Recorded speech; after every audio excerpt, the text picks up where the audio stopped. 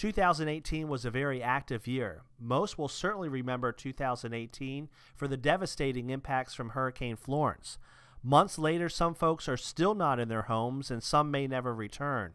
It's a storm we'll never forget.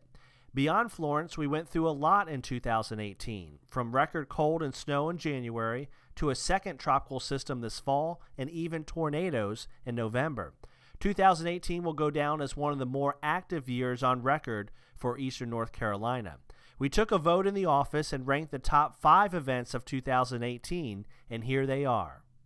Coming in at number 5 are the November tornadoes. While our peak in tornadoes usually occurs in late March or April, we can on occasion get tornadoes in the fall or even winter due to our proximity to the warmer ocean waters of the Gulf Stream. In fact, just 5 years ago, the last week of November, we had an EF2 tornado in the western part of Atlantic Beach. This year, on November 13th, early morning hours, we had an EF1 tornado move on shore in Atlantic Beach near Sands Villa. Had some minor siding damage along with some sheds blown over and minor loss of roofing material. The winds were strong enough to snap one power line with 2 more leaning due to the wind. Winds here were estimated to be around 90 miles per hour or a low-end EF1 tornado. The path continued across Bogue Sound to Morehead City, where there was some minor damage between 4th and 5th Streets, consisting of a couple street signs either blown over or broken off at the top. Less than 2 weeks later, on Sunday afternoon, November 24th, we had 2 more tornadoes hit our area. The first was an EF0 tornado that hit Cape Carteret with top winds of 80 miles per hour. A few minutes later, a stronger tornado hit Emerald Isle as an EF2 tornado with top winds of 120 miles per hour. We had significant loss of roofs occurred with this tornado, also damage to multiple utility lines. The path continued across Bogue Sound, where minor siding damage occurred across Broad Creek Loop Road as winds weakened to around 80 miles per hour. Coming in at number 4 is the wind, coastal flood, and low water event of March 2nd through March 5th. Tropical cyclones get a lot of attention in our area, but in the winter, coastal storms can cause a lot of problems, especially across the Outer Banks and also our inland rivers and sounds. The March storm certainly showed this. We had a prolonged period of strong west to northwest winds, and we had big impacts for some of us. This included some significant ocean overwash and coastal flooding, especially from the Ocracoke area northward toward Duck along the Outer Banks. We also had record low water levels along the Neuse and western part of the Sound, including the Pamlico River.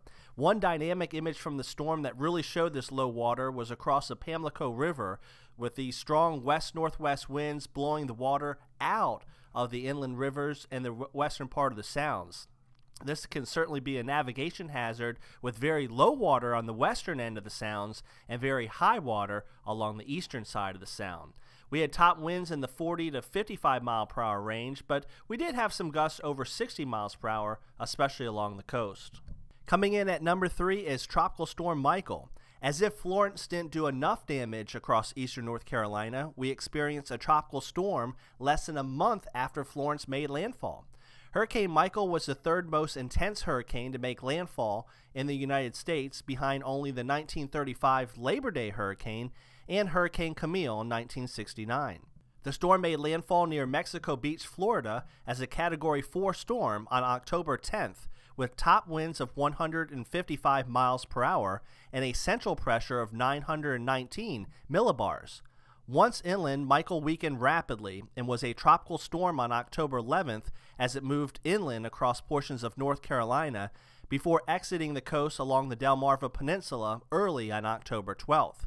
As Michael passed through North Carolina, thousands were left without power. Wind gusts as high as 74 miles per hour were observed in Kitty Hawk. The main impact for eastern North Carolina from Michael was storm surge flooding, especially over the northern Outer Banks. Water levels of 2 to 4 feet above ground level on the sound side north of Avon were common.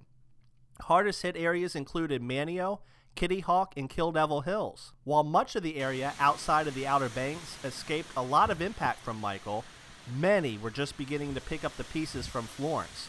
With tarp roofs as an example, we were quite vulnerable to any amount of wind. Coming in at number 2 is the record cold and snow in January. It may be hard to look past our recent active weather to remember back that January 2018 started off with a bang. At the beginning of 2018, we had cold air across much of the East Coast. Then on January 3rd and 4th, an area of low pressure developed off the east coast of Florida and rapidly strengthened as it moved toward the Gulf Stream on January 4th.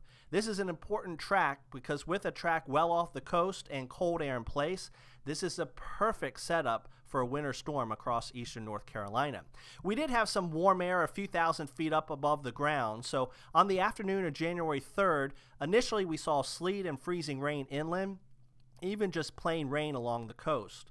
Eventually, as we headed through the evening and colder air wrapped around that strong low developing out to sea, we had all snow by midnight, and it fell heavily at times. Initial ice accumulation was up to 0.2 of an inch, while snowfall amounts ranged from about 2 inches along most of the coast to up to 8 inches inland. Overall, the storm produced blizzard conditions up and down the east coast, from North Florida, where light snow and ice and sleet occurred, to Maine, where over 2 feet of snow fell. One of the lasting memories of the storm was beyond just the snow and ice, it was the cold. Saturday, January 6th, we dropped to 0 degrees in both Greenville and Washington. Then the following morning, Sunday, January 7th, Greenville had a near all-time record low of -1. We fell to -2 in Washington. Here at the office in Newport, North Carolina, we tied our all-time record low of 8 degrees, and with the low of 9 degrees on Saturday the 6th, it was the first time the Newport Weather Office has ever recorded back-to-back single-digit low temperatures. Newport also recorded 8 straight days with temperatures below 20 degrees, another record. With the prolonged cold air, snow and ice was very slow to melt off the roads, and many schools and businesses remained closed for several days. As a result of the cold, we mentioned that the snow and ice lingered on the roads, but we even began to see some of our local sounds and waterways freeze up. In addition to the snow, ice, and cold, we had very strong winds. As the storm strengthened on the morning of January 4th, gusts of 78 miles per hour were reported at the offshore Diamond Shoals buoy and 77 miles per hour at Kitty Hawk Kites Resort in Kitty Hawk. The strong winds produced blowing and drifting snow and a period of blizzard conditions along the Outer Banks. It's hard to imagine after all that record cold and snow the first part of the month, 2 weeks later to the day, we had a second snowstorm on the evening of January 17th into the morning hours of January 18th.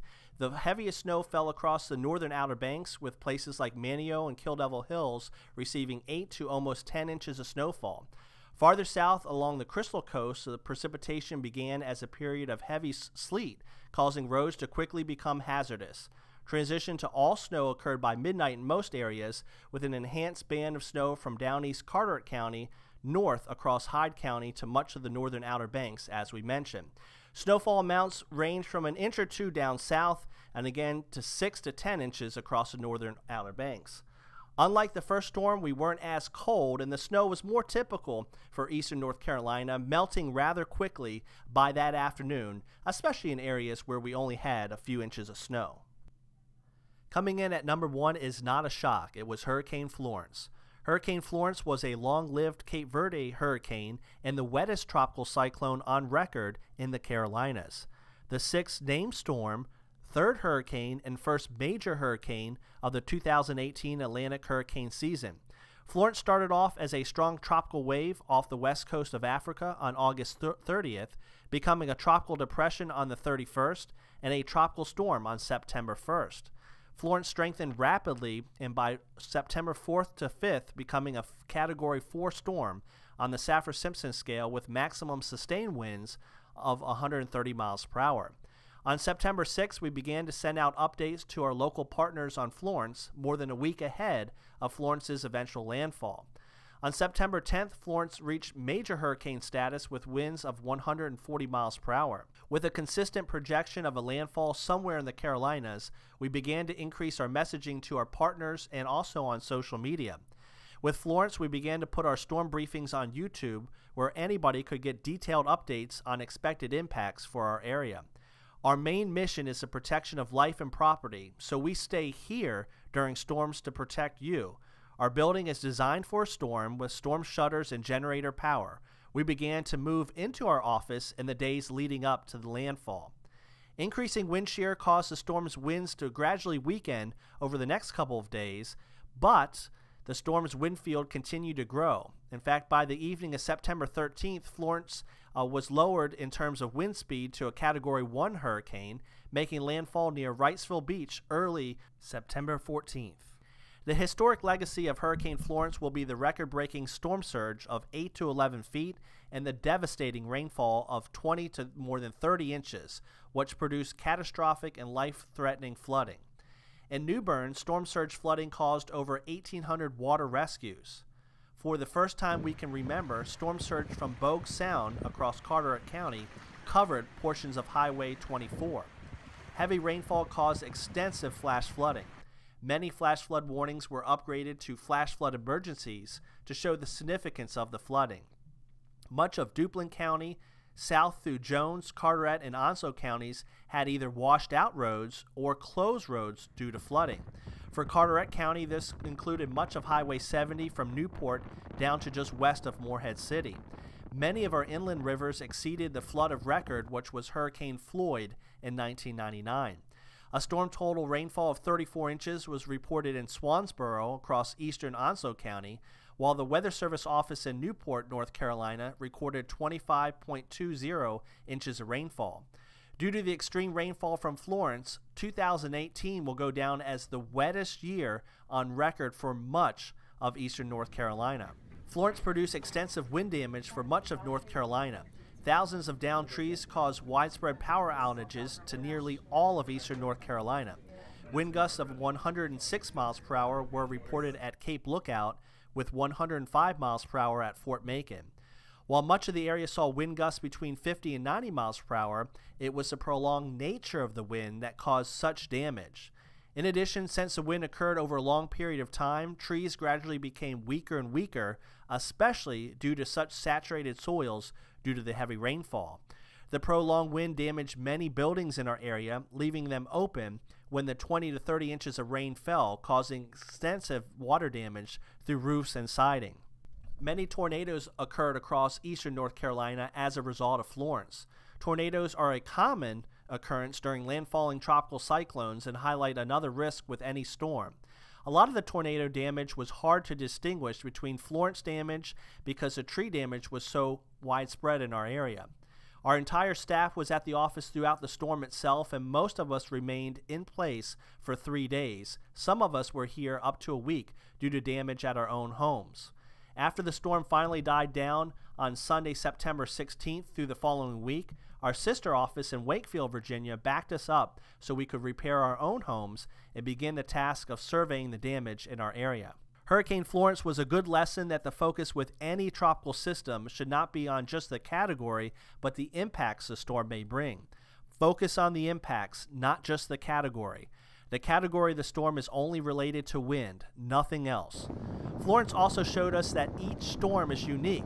Prior to the storm, we heard many say, well, I've been through a Category 1 or I've been through a Category 2 storm before, so I'll be fine.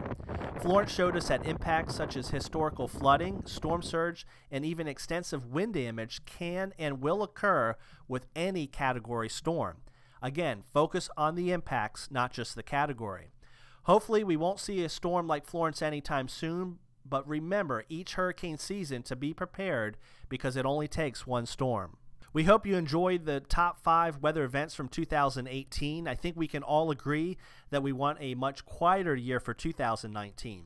If you missed any of it or you want to kind of review some of it, if you go to our website, weather.gov/MHX, on the far right there's a section called Climate and Past Weather.